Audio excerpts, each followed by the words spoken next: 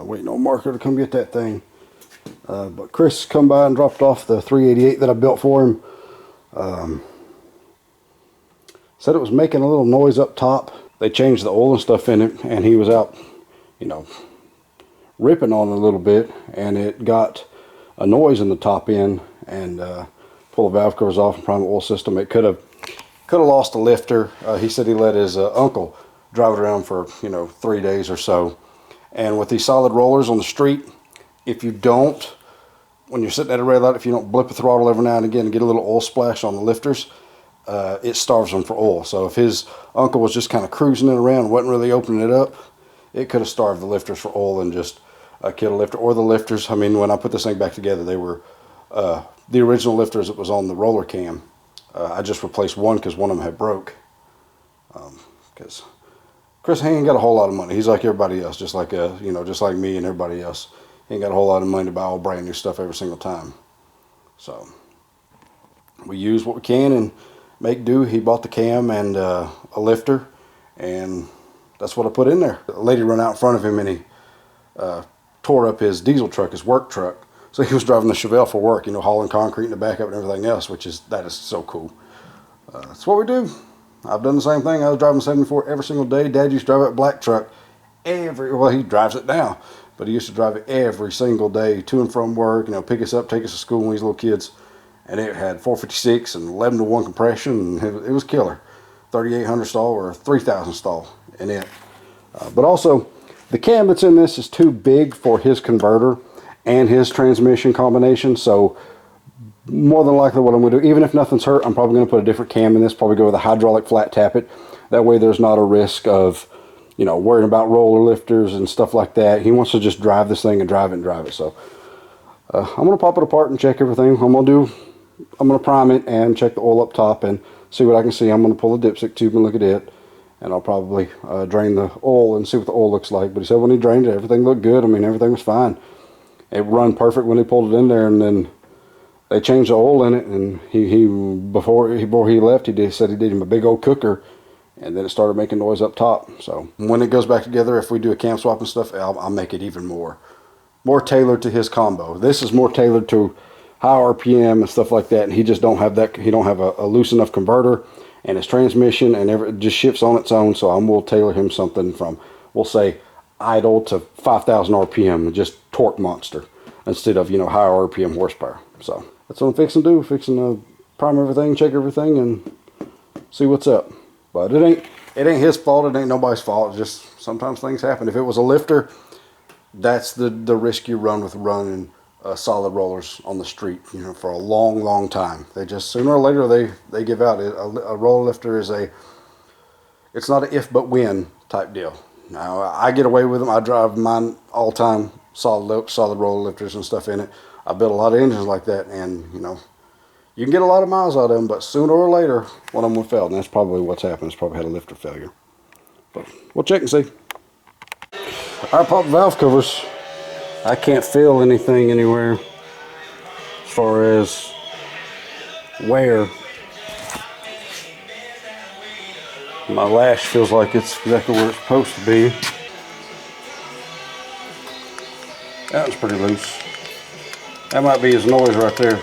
Hear that? All right, there it is. There's the one that let go.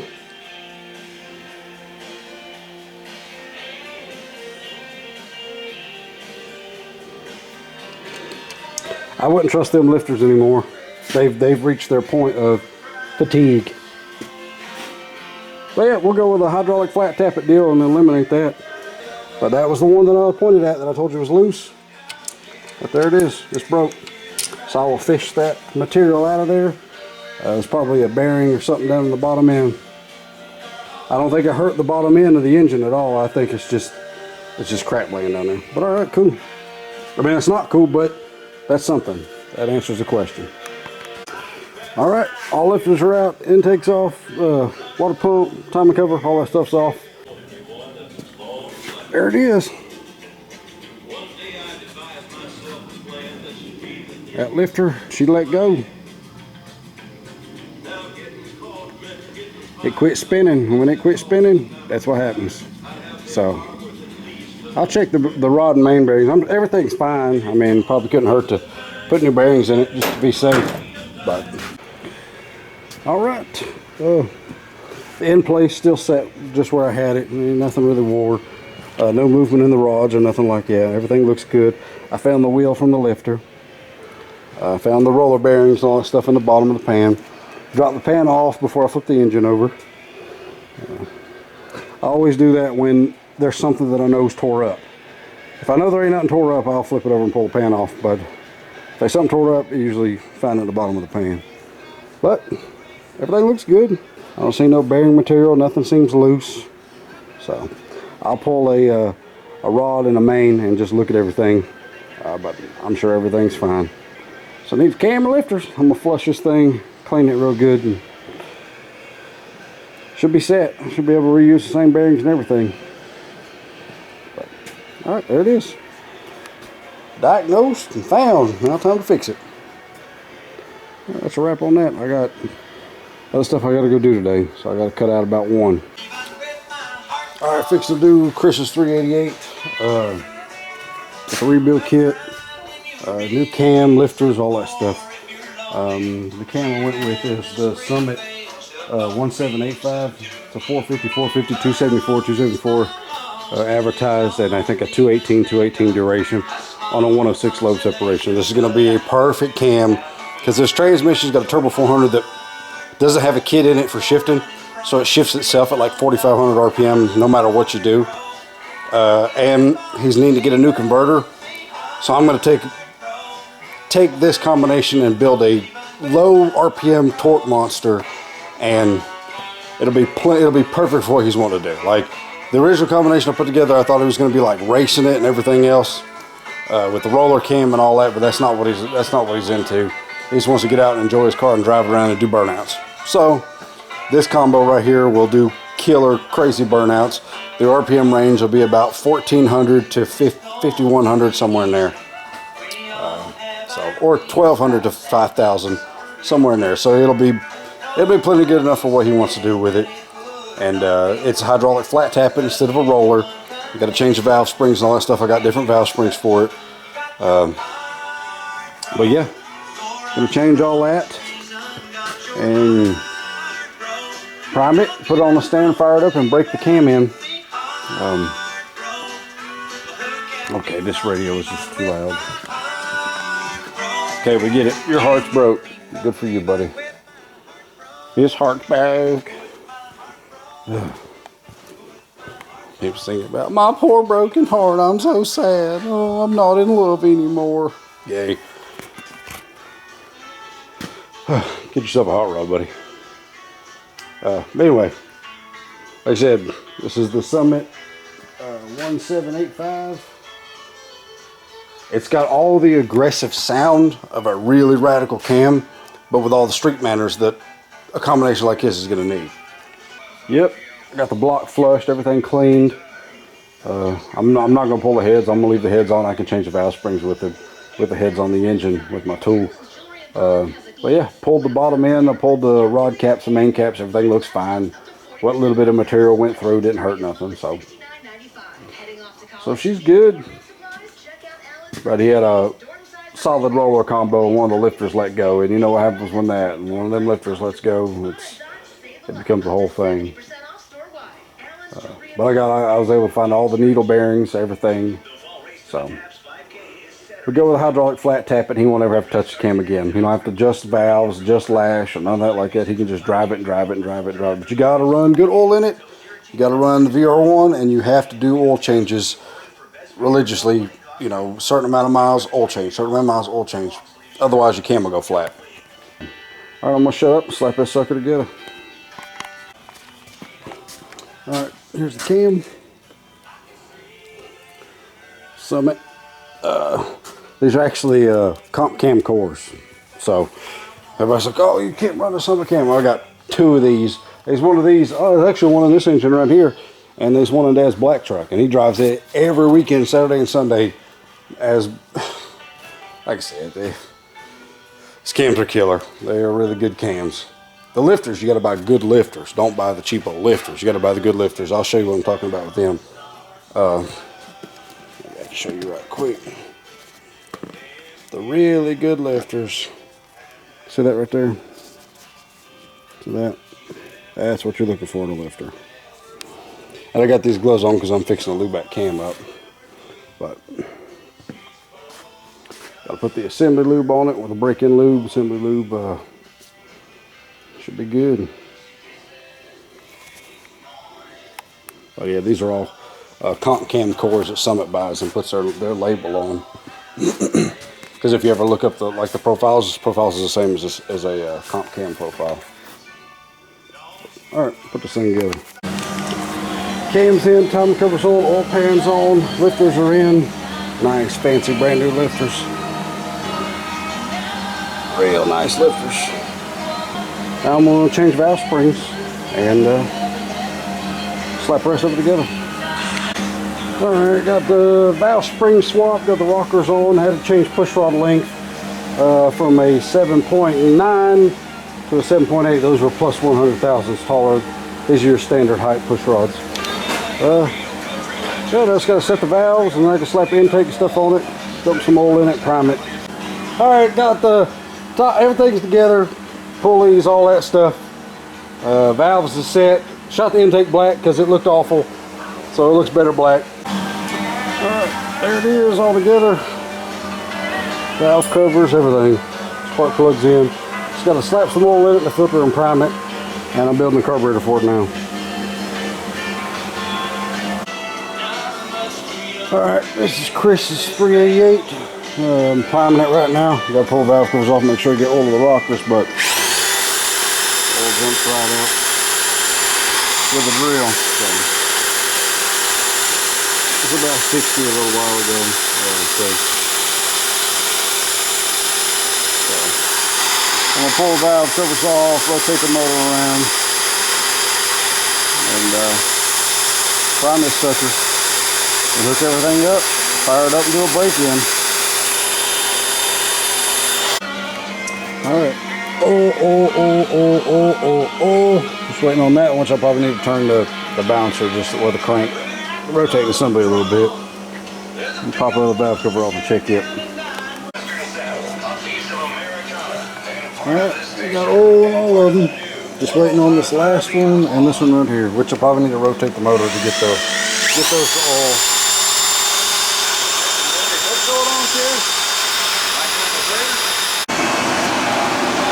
Alright, they fired up, got good oil pressure, got it set at 2,000 RPM, just going to let it run out for 20 minutes, see if we can get a good break-in on this thing.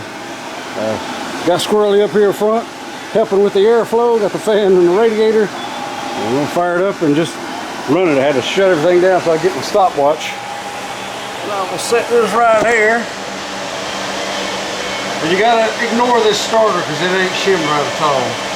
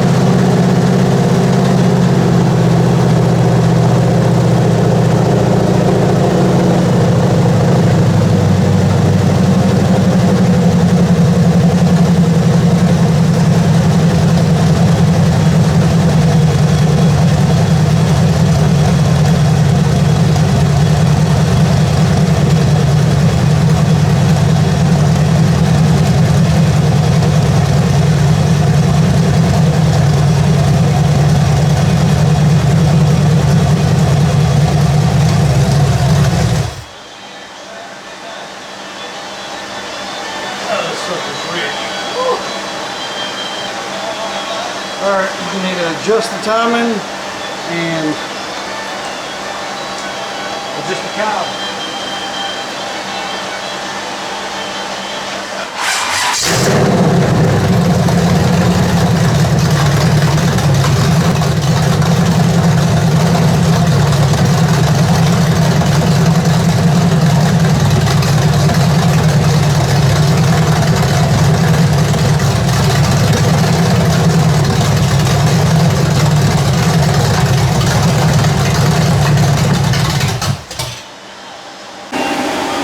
This thing surges a little bit because I'm out of gas, but I'm gonna at least set this camera right here and maybe record it from outside.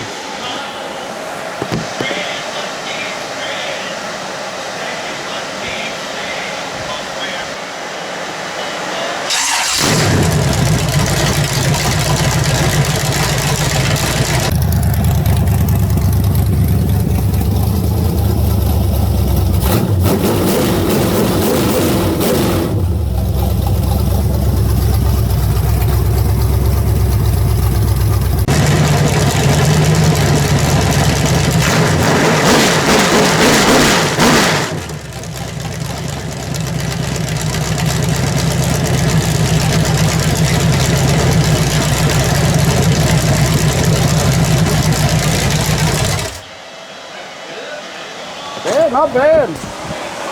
Okay, so I took Chris's 850 and turned it into a 950, which a 950 is smaller than an 850. It's 1 11/16 body here, and then 1 3/4 here. A regular 850 is 1 3/4 all the way through. And you see how these holes here are different. They're inline, straight. What I had to do is on the main body, the 750, drill the channel. Drill a hole right there and put a crossover in it, and then you can mount the 850 base on the 750 body, which makes a 950. So a 950 actually flows 830 CFM, and a 850 actually flows about 930 CFM. They named them backwards. I don't know why, but that's what they done. All right. See, this is one of them old cheapo main bodies, these things. Like, look, see the pieces of aluminum in them? It's just like they just don't, they're just not very good.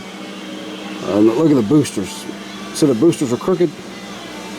Yeah, these things are just, they're not very good. They're really cheap, but, I mean, they work. It's just, they're just not good. They have a weird signal to them. But now this is a 950, 71 primary jet, 80 secondary jet, 55,000 power valve restrictor circuit, 6.5 power valve. Secondary power valve is blocked off. Mixer screws are out 1 full turn all the way around. So I'm gonna stick this on the engine and see how this one does. 850 base plate, 850 meter blocks and bowls with a 750 center section makes it a 950. And the combo is a whole lot snappier with this carburetor on it than it was with that big carburetor.